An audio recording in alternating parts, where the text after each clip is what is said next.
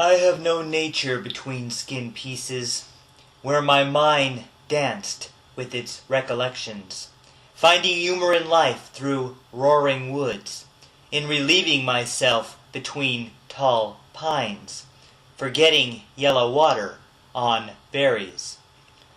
I have seen 2 doves by early morning, committed to the berries for breakfast. The doves are interwoven paths of joy, feeding my inner being with happiness, while feeding their mouths with urination.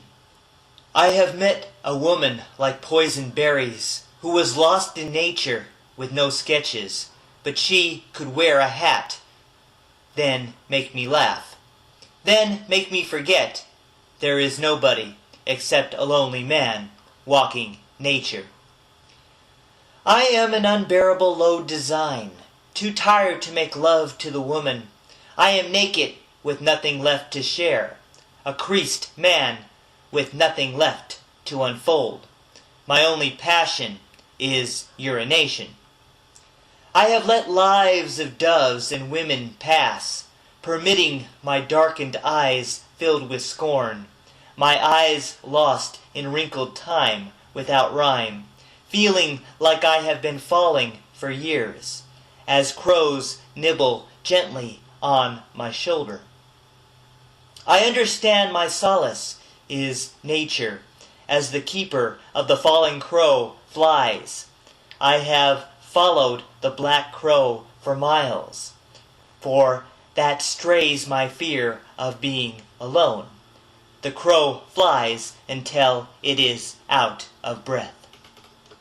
Stopped, I imagine my grim appearance. First, I perceive a skeletal figure. Then I observe myself as a phantom, as my sorrow falls where happiness fails.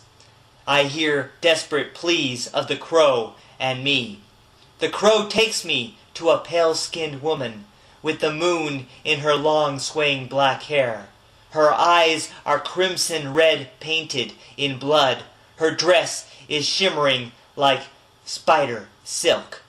Another woman to stake fears in hearts. I, a war-torn man disturbed by women, felt my load in the desert scanning glow as my own life becomes clearer by night, for I see a woman reaching upward like the stairs I climb to a higher place. My shadowy eyes scope more than normal, viewing its unexpected mysteries like my frozen breath on the hard blue lips, facing brittle realities like death, once cracking my desert into pieces. I know not a dream holding together a bitter winter night and a woman showing thin, sharp edge, tedious faces, reflecting lost memories back to me like cold hands directing urination. All women grip hearts until surrendered inside the coldest season of the year by darkening the surface of the brain, warm states of affection, then excitement in huddled firesides where shadows sit. I have lived stories of women and crows found in laughter and its endless trails, beyond that colder place a man can hide, deeper than the dwell of a dove or crow, scattered out by my life, lived by nature. Women have the magic touch like nature, where life and death is writ upon my hands, each trickle through me like a thin stream flow, never knowing where the water will drop.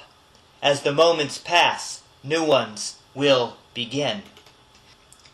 Her compassed wind is brought forth from the north, waiting within my compass point of east, living disgrace like a social outcast, cursing blasphemous oath, malevolent appeals to be alone.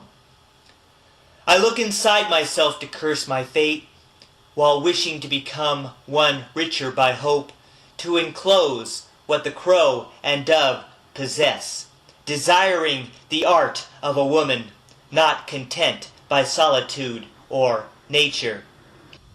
The thoughts of crows and doves are despising, as women are regarded with loathing, while both are subjugated to deserts, where love and earth leave no vegetation, with the erratic hatred such days bring. Once I scorned to change my state with women, pondering basic concepts of freedom, then the spear of existence by loving, instead of casualties eating berries alone by restraint and resignation. I, a freehand drawer as life appears, draw to progress me past the unclothed tears, where my wildness is contemptible, not domesticated a homestead, not cultivated for berries or love. I prefer the life of wild nature, out of reach of domesticated touch, beyond the lost call of the wild moon, knowing my unspeakable wildness in territories remote and barren. The incarnate walk alone then will dance with the eternal flame of solitude, smothering inner darkness of shadows. Empty hollows fill with silence clinging, like the dreams where danger and breath appear.